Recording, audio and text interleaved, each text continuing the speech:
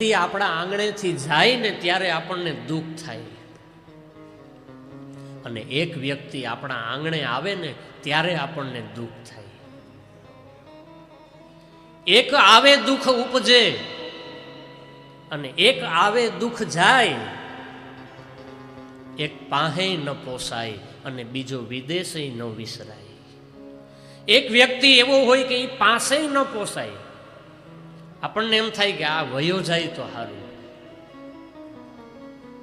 અને એક વ્યક્તિ કદાચ વિદેશ વયો ગયો હોય ને તોય આપણે એને ભૂલી ન શકીએ કે કેવો સારો માણસ, એ આવે તો કેવી વાતો કરે.